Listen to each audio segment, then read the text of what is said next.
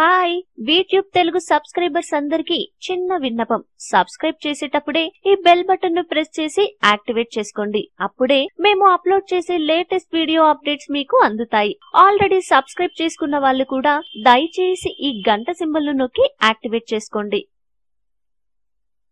ఈ రోజుల్లో అబద్ధం చెప్పడం కామన్ అయిపోయింది. కొన్ని సందర్భాల్లో పర్వాలేదు కానీ ఒక్కోసారి నిజం తెలుసుకోకపోవడం వల్ల చాలా ఇబ్బందులు పడాల్సి రావచ్చు. ఎదుటి వ్యక్తి ఏదైనా విషయం దాచిపెడుతున్నప్పుడు లేదా అబద్ధం చెప్తున్నప్పుడు అతడి బాడీ లాంగ్వేజ్ ద్వారా దాన్ని ఈజీగా కనిపెట్టొచ్చు. ఎదుటి వ్యక్తి చెప్పేది నిజమో అబద్ధమో తెలుసుకునేందుకు ఈ 10 టిప్స్ ఉపయోగపడతాయి. అవేంటో ఓసారి తెలుసుకుందాం. అబద్ధం చెప్పాల్సి వచ్చిన సందర్భంలో అవసరానికంటే ఎక్కువగా మాట్లాడుతుంటారు. అనవసరమైన పొంతనలేని వివరణలు ఇస్తూ ఉంటారు. చెప్పే అబద్ధాన్ని కప్పిపుచ్చుకోవడంలో భాగంగానే ఇలా జరుగుతుంటుంది. చెప్పిన విషయాన్నే పదే పదే చెప్తుంటారు. ఎక్కడ దొరికిపోతామో అనే భయం వారిలో కనిపిస్తుంది.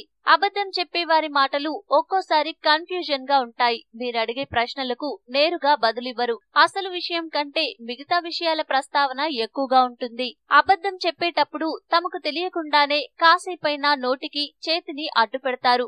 ఎవరైనా మీతో మాట్లాడేటప్పుడు ముఖాన్ని చేతులతో తాకుతున్నారన్నా లేదా పెదాలను తాకుతున్నారన్నా వారు అబద్ధం చెప్పే అవకాశాలు ఎక్కువగా ఉన్నాయని అర్థం. ఒకసారి ఎదుటి వ్యక్తి బాడీ లాంగ్వేజ్ ను పరిశీలించండి. ఏ విషయానికి భయపడాల్సిన అవసరం లేనప్పుడు రిలాక్స్ గా ఉంటాడు. ఏదైనా విషయం దాచిపెట్టాలని భావిస్తున్నప్పుడు చాలా మంది తమ చేతులను ఛాతీకి అడ్డు వచ్చేలా క్రాస్ గా పెట్టి కూర్చుంటారు. అదే పనిగా పాదాలను కదలాడిస్తుంటారు. ఆ వ్యక్తిలో భయం పెరుగుతోందనడానికి ఇది సూచిక.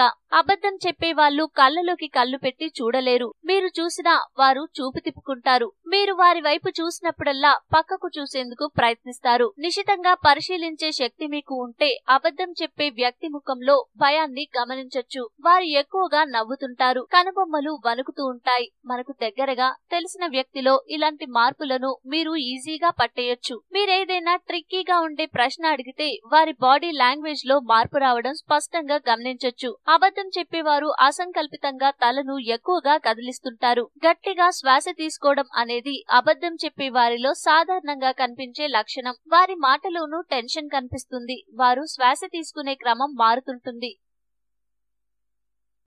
ఈ వీడియో మీకు నచ్చితే లైక్ చేయండి, అందరికీ షేర్ చేయండి, కానీ సబ్స్క్రైబ్ చేయడం మాత్రం మర్చిపోకండి.